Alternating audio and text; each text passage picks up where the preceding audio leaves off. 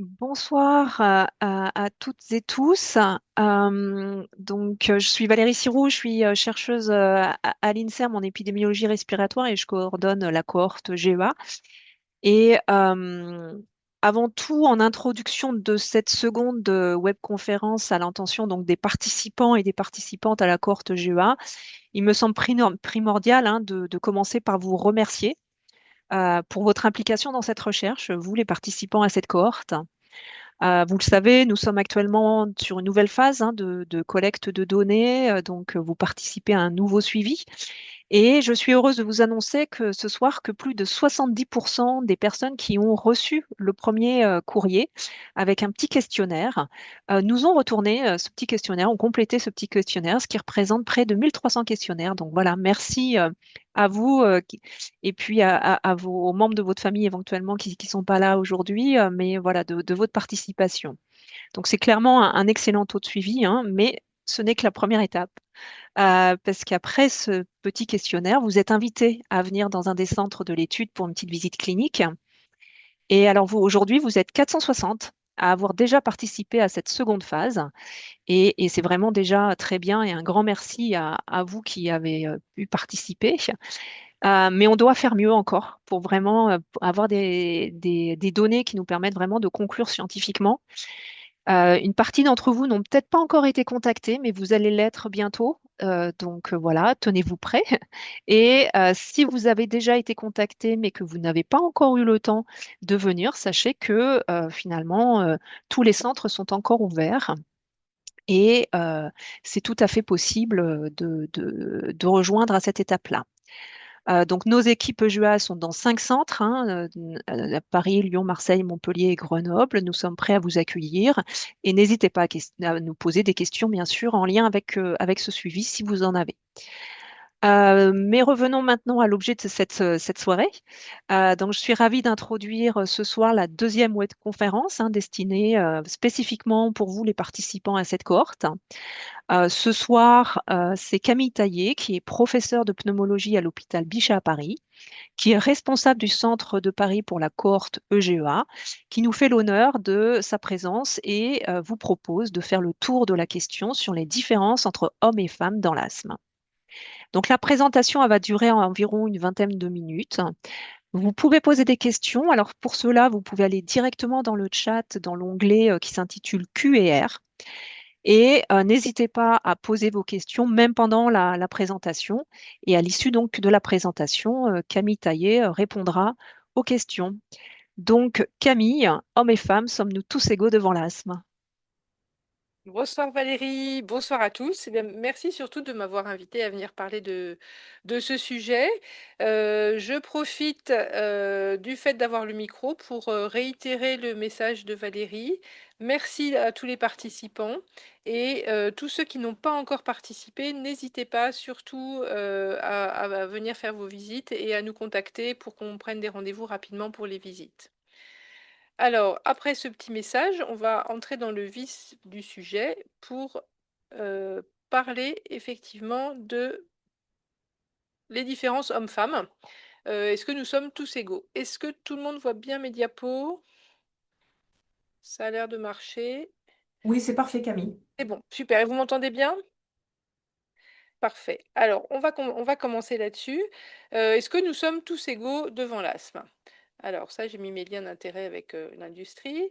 Donc la première réponse, et en fait, pourquoi est-ce qu'on pose cette question? C'est que depuis très longtemps, il y a une chose qui intrigue beaucoup les médecins, les chercheurs, c'est que quand on regarde la répartition de l'asthme entre hommes et femmes, eh bien, on sait que c'est extrêmement différent selon le sexe et selon l'âge. Par exemple, les pédiatres savent que l'asthme est plus fréquent, il y a plus souvent des petits garçons asthmatiques que des petites filles dans l'enfance.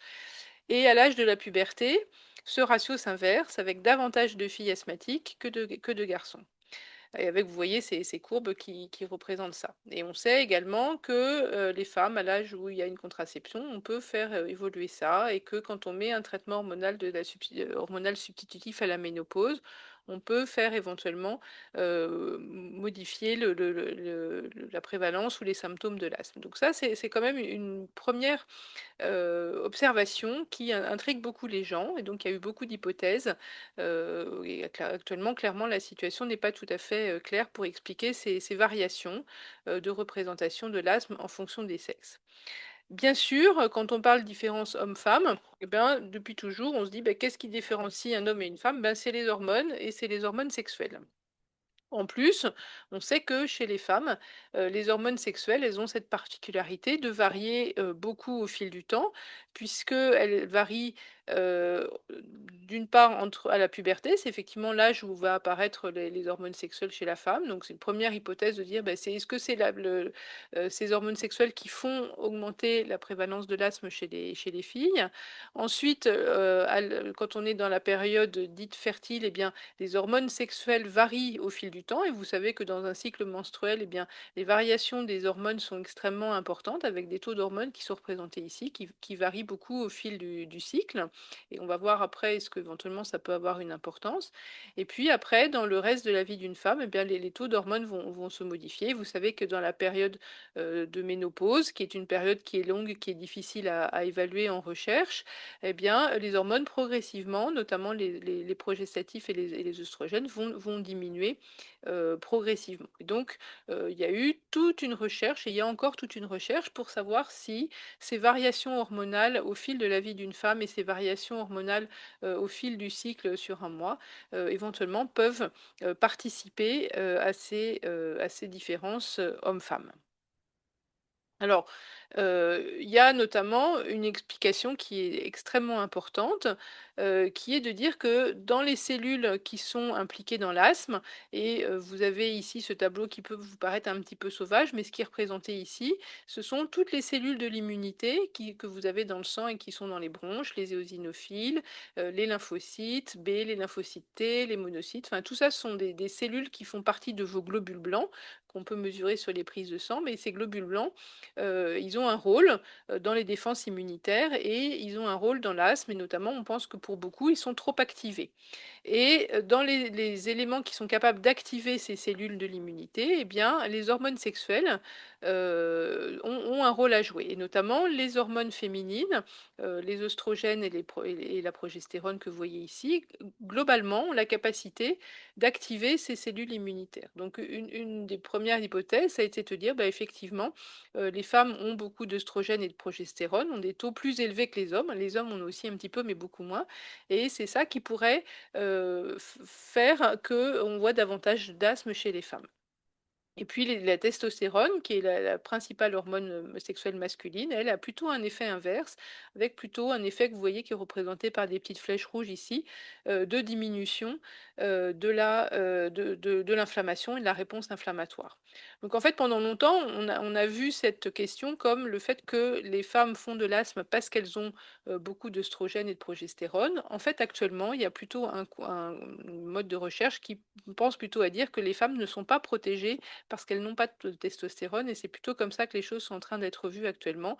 Les hommes sont protégés de l'asthme, entre guillemets, parce qu'ils ont de la testostérone et la testostérone est une hormone qui diminue la réponse inflammatoire. Donc ça, c'est la première explication qu'on a, c'est l'inflammation, les cellules inflammatoires impliquées dans l'asthme et leur modulation par les hormones sexuelles. Alors, je vous disais tout à l'heure que les hormones sexuelles, elles varient au fil du cycle chez les femmes et ça c'est une particularité, féminine puisque vous savez que la testostérone, elle, ne varie pas du tout au fil du temps. Elle, c'est une sécrétion qui est continue. Et ça a quand même probablement une influence, sur les symptômes des femmes asthmatiques. Vous voyez ici, ce graphique qui est représenté ici, c'est le cycle, les jours du cycle hormonal avec l'ovulation qui est ici au milieu et puis ici, c'est les symptômes. Qui sont rapportés par les patientes, avec les patientes ici qui sont des femmes asthmatiques et ici des femmes qui n'ont pas d'asthme. Et ce qu'on voit très clairement sur ce graphique, vous voyez, c'est que les femmes asthmatiques, ben, elles ont deux moments où les symptômes d'asthme se majorent. C'est au moment avant l'ovulation, il y a un pic de symptômes et après l'ovulation, juste avant les règles, il y a encore un pic de symptômes encore plus fort. Donc clairement, chez les femmes asthmatiques, les symptômes d'asthme ne sont pas continus au fil du cycle. On peut le voir sur cette autre graphique. Cette fois-ci, ce n'est pas les symptômes qui sont regardés, mais c'est la fonction respiratoire, la spirométrie, hein. Pour ceux qui d'entre vous ont déjà fait leur visite EGEA4, vous avez sûrement soufflé dans le spiromètre, et ben, c'est ça qu'on mesure. Eh bien, on voit qu'effectivement, au moment où il y a des symptômes, eh ben, la fonction respiratoire, elle diminue. Donc, les hormones sexuelles chez les femmes sont responsables de variations des symptômes au fil du cycle, que bien évidemment, on n'observe pas chez les hommes. Et donc ça, c'est quelque chose qui est important parce que ça explique le fait que 30, j'ai mis un point d'interrogation parce que cette donnée n'est pas totalement sûre, mais c'est, on pense, environ 30 des femmes asthmatiques adultes et peut-être jusqu'à 75 des adolescentes qui ont ce qu'on appelle un asthme prémenstruel, c'est-à-dire une majoration de l'asthme au moment de juste avant les règles et qui parfois nécessitent qu'on augmente les traitements avant les règles. On sait que cet asthme prémenstruel, bah, vous voyez, c'est quand même assez fréquent et c'est quand même important puisque c'est volontiers un asthme plus sévère, souvent avec une atteinte ORL qu'on appelle une polypose nasale et souvent il y a une intolérance à l'aspirine. Donc ça a quand même une importance sur la prise en charge de l'asthme. En pratique, ça reste encore quelque chose qui est pas très bien, expliqué, mais quand l'asthme prémenstruel est vraiment très gênant chez les femmes, ce qui arrive, hein, ce qu'on propose, c'est plutôt une contraception orale pour essayer de lisser les variations, hormonales et puis éventuellement d'augmenter le traitement bronchodilatateur. Donc ça, c'est une des premières particularités qui va distinguer, les hommes des femmes, bah, c'est qu'effectivement, il y a ces variations, au fil du cycle menstruel que les hommes, n'ont pas. Alors après, il y a d'autres questions qu'on peut se poser. Je vous ai parlé tout à l'heure des traitements hormonaux, les contraceptifs hormonaux ou les traitements hormonaux substitutifs. Est-ce que c'est bien? Est-ce que c'est pas bien? Est-ce que ça peut aggraver l'asthme? Est-ce que ça peut favoriser l'apparition d'un asthme? Eh bien là, c'est vrai que les données sont un petit peu discordantes, un petit peu compliquées à analyser, et que globalement, pour ce qui est de la pilule, eh bien, ça dépend du poids, ça dépend du type de contraceptif qu'on utilise, de la durée d'utilisation, mais peut-être que, ça pourrait améliorer éventuellement le contrôle de l'asthme. Donc tout ça reste assez conditionnel, mais en tout cas, ce qui est clair, c'est que, en pratique, il ne faut pas hésiter à proposer une contraception. Enfin, en tout cas, s'il y a une femme asthmatique qui souhaite une contraception hormonale, il n'y a pas de contre-indication, à lui donner le traitement. Et en revanche, si l'asthme est mal contrôlé, en dehors de l'asthme prémenstruel, on ne considère pas actuellement que ce soit un médicament qui puisse améliorer l'asthme. Pour ce qui est du traitement hormonal substitutif, là, c'est pareil, des données qui sont un peu compliquées. Ça dépend du type de traitement, hein. Vous savez qu'il y a différents traitements hormonaux qui peuvent être donnés et qu'on ne peut pas les mettre tous dans le même sac. De la durée, du poids, du tabagisme. Mais peut-être que parfois le traitement hormonal pourrait aggraver les symptômes de l'asthme. Et donc la conclusion de ça, c'est pareil, beaucoup de conditionnels comme tout à l'heure. Chez une femme ménopausée dont l'asthme va pas bien, il faut se poser la question s'il y a eu l'introduction d'un traitement hormonal et si cette perte de contrôle de l'asthme est concomitante de l'introduction du traitement. Dans ces cas-là, on pourrait peut-être proposer d'interrompre le traitement. Vous voyez qu'il y a quand même beaucoup de points d'interrogation dans ce que je vous ai mis, puisqu'on a du mal pour l'instant à faire des conclusions solides sur ces données. Alors, il y a un autre point important qui est lié en partie aux hormones, mais pas que, hein, parce que la grossesse, c'est pas qu'une question d'hormones, c'est effectivement la question de l'asthme et la grossesse. Et donc ça, c'est quand même un point extrêmement important et qui est très important dans la vie d'une femme. De manière, je vais essayer de résumer hein, quand même, mais ce sont des choses qui sont quand même maintenant assez solidement acquises. La première, c'est que les femmes asthmatiques, ont plus de mal à concevoir des enfants, parce que, probablement l'inflammation chronique, va, diminuer leur fertilité et ça, c'est un élément qui est important et qui est important à discuter chez les femmes en âge de procréer. Un point qui est moins connu, c'est que peut-être que l'infertilité, elle est aussi plus fréquente chez les hommes asthmatiques, mais ça, c'est moins bien démontré. Ensuite, Comment va se dérouler la grossesse d'une femme asthmatique? Eh bien, elle va dépendre vraiment de la façon dont l'asthme est traité ou l'asthme est contrôlé. Et globalement, si l'asthme est bien traité, eh bien, on considère que la grossesse devrait se dérouler un peu comme une grossesse en dehors de l'asthme. Si en revanche, l'asthme n'est pas traité, pas bien contrôlé, on sait que peut être des grossesses plus compliquées, avec des retards de croissance, des poids de naissance qui sont plus petits et davantage de prématurité. Donc ça, c'est un élément très important à connaître, parce que, ça veut dire qu'il faut traiter l'asthme pendant la grossesse et il faut le traiter correctement. Et ça, il faut parfois lutter contre, les idées reçues. Beaucoup pensent qu'il faut arrêter les traitements au cours de la grossesse, peut-être pour certains traitements, mais en tout cas pas ceux de l'asthme, qui doivent être absolument maintenus et dont on est complètement certain de l'innocuité, pendant la grossesse. Donc les traitements inhalés qui sont représentés ici, hein, les corticoïdes inhalés, sont des médicaments qui aident à bien contrôler l'asthme et qui vont permettre justement d'éviter ces éléments, retard de croissance, prématurité. Donc ça, ce sont des éléments qui sont vraiment importants à connaître. Et donc, ce qu'on considère surtout, c'est que ces choses, cet élément doivent être discutés en amont de la grossesse. Et de jeune femme, toute femme qui a un projet de grossesse, ben, l'idéal, c'est d'en discuter à l'avance avec le pneumologue pour justement lever les freins, les inquiétudes sur les traitements. Comment est-ce qu'il faudra traiter l'asthme pendant la grossesse? Il faut vraiment en discuter en amont pour pas se retrouver avec une grossesse, une situation compliquée où on dit il faut arrêter les traitements, on les arrête, ça se passe pas bien, etc. Donc c'est vraiment des choses qu'il faut savoir anticiper. Et puis je rajouterais, je vous ai dit le traitement de l'asthme, on le maintient pendant la grossesse, mais quand il y a des crises d'asthme, ce qu'on appelle des exacerbations, où on doit prendre de la cortisone, c'est pareil, il faut traiter cette exacerbation de la même manière pendant la grossesse. Il y a beaucoup de données sur l'utilisation des corticoïdes pendant la grossesse et on est tout à fait tranquille sur le fait que ça n'a pas d'effet délétère chez l'enfant. Donc ça, c'est vraiment, un élément, extrêmement important et chez les femmes asthmatiques, la grossesse est souvent une période qui est source d'inquiétude, mais qui ne devrait pas l'être parce que, pour le coup, je vous mettais beaucoup de conditionnels tout à l'heure et beaucoup de points d'interrogation et vous voyez là, il y a aucun point d'interrogation sur ma diapositive. On est très tranquille sur, la façon dont il faut gérer l'asthme chez les femmes, chez les femmes enceintes. Alors, vous voyez qu'on a quand même parlé beaucoup d'hormones sexuelles, de grossesse, de ménopause, de puberté, d'œstrogènes, et cetera. Mais clairement, toutes les caractéristiques de la femme ne sont pas liées aux hormones sexuelles. Et qu'est-ce qui différencie les hommes et les femmes? C'est pas uniquement leurs hormones sexuelles. Et je suis désolée pour cette diapositive qui est en anglais, mais qui vous montre déjà qu'il y a quand même beaucoup de choses qui vont différencier les hommes et les femmes. Il y a des éléments anatomiques, hein, aussi. Souvent, les femmes ont des poumons qui sont plus petits et des bronches qui sont plus petites. Et ça, c'est peut-être pas complètement anodin dans le fait qu'il y ait plus d'asthme à la puberté. Leur système immunitaire n'est pas tout à fait identique.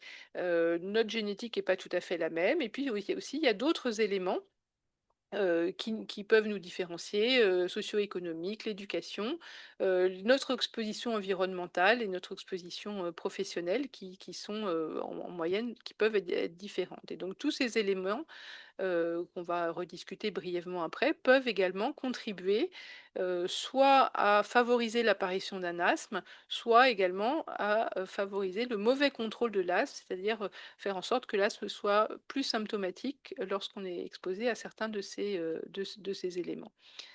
Et donc, dans ces éléments, vous voyez qu'il y en a beaucoup. Donc, j'espère que je ne vais pas empiler les clichés avec cette diapositive, mais finalement, ça représente un certain nombre de choses qui peuvent différencier les hommes et les femmes en termes d'exposition, soit domestique, domestique, j'entends à la maison, soit d'exposition professionnelle. Donc en premier, je vous ai mis les produits ménagers. Et donc je pense que je ne vous choquerai pas beaucoup en disant que quand même globalement les femmes manipulent plus de produits ménagers que les hommes à la maison, même si ça change probablement au fil des générations, mais ça reste vrai. Et que quand même aussi dans les métiers du ménage, les professionnels du ménage, il y a quand même beaucoup de femmes qui sont plus représentées.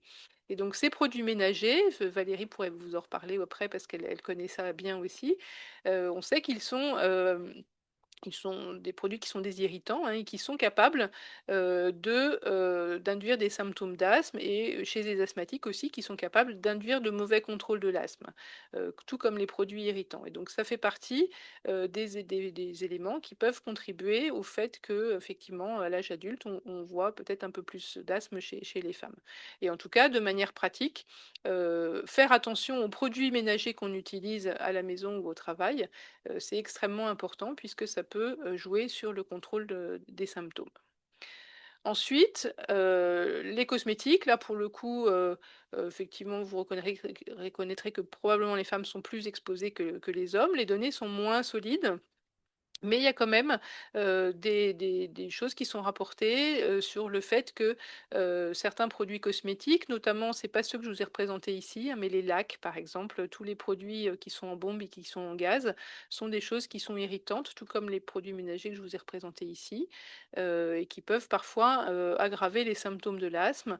Les parfums, c'est la même chose. Certains déodorants sont parfois mal tolérés par les patients asthmatiques et d'ailleurs, d'eux-mêmes, souvent, ils vont faire l'éviction d'un certain nombre de leurs produits, cosmétiques ou parfumés parce que ça les dérange. Donc, là, j'ai mis du maquillage, c'était peut-être plutôt des produits, en bombe ou des produits vaporisés qui peuvent contribuer à ça.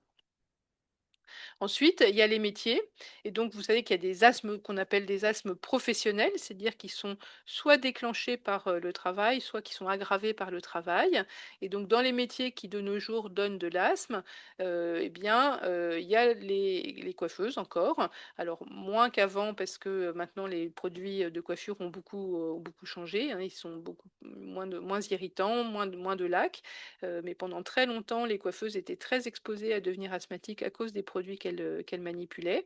Et puis, il y a une autre profession qui était à risque, qui l'est encore un petit peu moins encore, c'est les qui est représentée ici, c'est les professions de santé. Donc là, j'ai trouvé la photo qui vous met une coiffeuse et professionnelle de santé en même temps. Mais les professionnels de santé, oui, sont également, plus susceptibles de devenir asthmatiques et d'avoir des asthmes mal contrôlés, bien parce qu'elles manipulent des produits, notamment certains produits ménagers, mais qui maintenant ont été retirés des hôpitaux, parce que c'était des choses qui étaient très irritantes. Donc la profession, effectivement, il y a encore des professions où les femmes sont surreprésentées. Je vais aller sur cet autre point pour dire, que, dans la maison, il y a aussi parfois certaines, d'autres sources d'irritants et notamment, les fumées. Les fumées de cuisine, les huiles de friture, qui peuvent être des éléments qui sont toxiques pour les poumons. Dans certains pays ou certaines régions où la cuisine se fait, sur le feu de bois ou sur des poêles à charbon, c'est encore plus toxique et ça peut être responsable de certaines maladies respiratoires qui ne sont pas vraiment de l'asthme, on appelle plutôt des BPCO, mais le mode de cuisine, peut également, contribuer, à l'apparition ou à l'aggravation de l'asthme. Et puis le dernier point, c'est ce qui est représenté sur cette diapo ici, hein, c'est les violences. Et ça, il y a des données qui commencent à apparaître maintenant sur le fait d'être exposé aux violences. Alors les violences, quelles qu'elles soient, que ce soit, les violences sexuelles, d'avoir vécu, des agressions physiques, ou des choses traumatisantes dans sa vie, sont des éléments qui peuvent contribuer, à l'apparition de l'asthme, notamment lorsqu'on a été exposé, dans son enfance. Et on sait que ça, il y a une association entre le fait d'avoir été exposé dans son enfance à des éléments violents et le fait de devenir asthmatique ultérieurement. Également, les violences, à l'âge adulte sont des éléments qui peuvent contribuer, à l'apparition de l'asthme. Donc là, bien sûr, les violences ne sont pas l'apanage des femmes, mais quand même pour un certain nombre, c'est quand même plus fréquent, chez les femmes que chez les hommes. Donc vous voyez que finalement, les hormones, oui, c'est sûr, mais qu'il y a quand même aussi beaucoup d'éléments, de l'environnement professionnel ou domestique qui peuvent parfois, donner des explications sur, les différences, hommes-femmes, dans l'asthme. Alors après, il y a d'autres éléments, qui sont importants. C'est de savoir est-ce que les hommes et les femmes se traitent de la même manière, pour leur asthme? Et bien, il y a quand même des études, hein, des gens qui se sont amusés à regarder ça. Est-ce que les hommes et les femmes avaient la même, utilisation de leurs dispositifs? Ce qu'on appelle les dispositifs, c'est les sprays de Ventoline. Donc tout le monde reconnaît avoir des difficultés à prendre son traitement régulièrement, donc ça, c'est pas une différence liée au genre. Les femmes font plus d'erreurs d'utilisation dans la manipulation des dispositifs, mais l'efficacité est la même. Alors après, ceux qui ont envie de dire, ben, elles font plus d'erreurs, c'est parce qu'elles sont moins intelligentes. Non, il y a un élément important qui a été également bien analysé, hein, c'est qu'en fait, les soignants aussi se comportent différemment selon qu'ils parlent à un homme ou selon qu'ils parlent à une femme. Et notamment, il y a des études qui ont regardé, est-ce que quand vous avez un duo médecin-femme, malade-femme ou médecin-homme, malade-femme, le comportement n'est pas le même, les paroles utilisées, les mots utilisés ne sont pas les mêmes, avec des médecins qui sont hommes qui sont plus souvent centrés sur le contrôle et les femmes qui sont souvent plus centrées sur les objectifs éducatifs. Donc effectivement, l'utilisation des traitements, elle est peut-être pas la même en fonction de qui a expliqué le traitement et comment il a été expliqué. Donc le comportement des soignants est un autre élément qu'il faut prendre en compte. Alors, le point très important, c'est que les médicaments, ça marche pareil chez les hommes et chez les femmes. Et donc, vous avez ici, par exemple, un exemple avec un médicament qui s'appelle l'omalizumab, qui est un médicament injectable, une biothérapie qu'on donne dans l'asthme sévère. Et vous voyez, chez les hommes et chez les femmes, eh bien, les pourcentages de patients qui sont contrôlés ou pas très bien contrôlés ben, sont exactement les mêmes. Donc, le médicament marche de la même manière. Et ça, c'est un élément quand même très important. En revanche, quand on regarde la qualité de vie, dans la même étude celle que je vous ai présentée précédemment, vous voyez qu'à contrôle, c'est-à-dire contrôle, c'est les symptômes qui sont présents ou pas présents, à contrôle égal, vous voyez que la qualité de vie n'est pas exactement la même chez les hommes et chez les femmes. Elle est moins bonne chez les femmes et chez les femmes, elles ressentent davantage de symptômes avec un retentissement de la maladie qui est vécu comme plus important et souvent plus de consultations. Donc, ce qui veut dire un vécu de la maladie qui peut être différent entre les hommes et les femmes. Alors, bien sûr, tout ça, c'est des moyennes, hein, ça ne représente pas les individualités, et donc ça veut dire qu'il y a quand même chacun peut avoir son propre comportement, mais ce sont des moyennes. L'avant-dernier point, c'est que ce qu'on appelle les comorbidités de l'asthme, c'est-à-dire les maladies qu'on retrouve fréquemment associées à l'asthme, notamment dans les formes sévères et notamment chez les gens qui prennent les corticoïdes oraux à forte dose, ne sont pas tout à fait les mêmes chez les hommes et chez les femmes. Donc ce schéma, je vous l'explique. Vous avez un cercle ici, les femmes au milieu, les hommes à l'extérieur du cercle, et plus le point est proche du centre, plus la maladie est fréquente chez les femmes, et donc plus il est éloigné, plus il est fréquent chez les hommes. Donc ce que vous voyez, c'est que dans les maladies qui sont très fréquentes chez les femmes, c'est l'ostéoporose, et ça c'est un élément qu'il faut prendre en compte. C'est que bien évidemment, vous savez, les femmes font davantage d'ostéoporose que les hommes, notamment après la ménopause.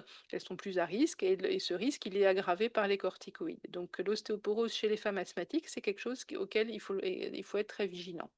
Et puis, vous voyez ici que les symptômes psychologiques, anxiété, dépression, eh ben, sont un peu plus fréquents chez les femmes que chez les hommes. Et peut-être que c'est lié au fait que cette perception des symptômes, cette perception de la maladie est vécue comme différente. Donc ça, ce sont des choses qui sont importantes à connaître, notamment pour les médecins, parce qu'effectivement, il faut savoir poser les bonnes questions et dépister les bonnes maladies en fonction du sexe du patient. Sport, alimentation, vous savez peut-être pas, mais c'est pas grave, que sont des éléments qui sont très importants dans l'asthme, hein. Le sport et l'activité physique, c'est quelque chose qui aide à lutter contre l'asthme, et l'obésité ou le surpoids sont des choses qui vont aggraver l'asthme. Donc dans la prise en charge des asthmatiques, faire attention à son alimentation et avoir une activité physique sont des choses qui sont très bénéfiques. Et il y a eu beaucoup d'études qui ont montré que des interventions diététiques, alors que ça peut être très varié, hein, des régimes variés, Weight Watchers, ou parfois c'est même jusqu'à la chirurgie bariatrique. En tout cas, toutes ces interventions diététiques ont la même efficacité, que ce soit chez les hommes ou chez les femmes, et l'activité physique a le même bénéfice chez les hommes et chez les femmes. En revanche, ce qui va être important, c'est que les motivations sont différentes. Souvent, les femmes veulent perdre du poids pour des raisons esthétiques, et puis les hommes veulent perdre du poids plutôt pour être plus musclés et avoir un corps différent. Enfin voilà, les motivations sont différentes, et en tout cas, c'est important pour les soignants de pouvoir s'adapter en fonction de ces motivations. Donc si je vous résume ce que j'ai dit, Eh bien, c'est sûr que l'asthme, chez la femme est influencé par les hormones sexuelles. On l'a vu à différentes périodes de la vie, hein, la grossesse notamment, mais également, la ménopause, la puberté. Mais qu'il faudrait probablement voir les choses un petit peu différemment par le fait que les hommes, sont sans doute protégés par la testostérone du fait de l'effet inhibiteur de la testostérone sur les cellules immunitaires. L'asthme des femmes, il a des particularités puisque vous voyez que, les choses qui peuvent l'aggraver au niveau de l'environnement sont, différents, de façon sont assez variés et les femmes peuvent être exposées à certains facteurs plus que souvent chez les hommes et donc ça, c'est important pour les mesures de prévention. Et puis l'expression des symptômes, est différente en fonction des hommes et des femmes et donc ça veut dire que pour les soignants, bah, quand il y a des symptômes, il faut toujours être objectif et on utilise, vous savez, en pneumologie, beaucoup de scores objectifs, de mesures objectives pour ne pas juste être influencé par la subjectivité des symptômes. Le point très important, c'est que tous les traitements qu'on utilise sont identiques que chez les hommes et chez les femmes, mais avec des objectifs de traitement qui ne sont pas toujours les mêmes. Et donc, c'est important, de toute façon, en médecine en général, de centrer la prise en charge sur les objectifs du patient. Et puis, j'insiste beaucoup, peut-être parmi vous, si vous avez des jeunes femmes asthmatiques, sur la question du projet de grossesse qu'il faut vraiment aborder en amont, parce que les conséquences sont importantes pour le déroulement de la grossesse. Voilà, j'ai terminé ce que je voulais vous dire.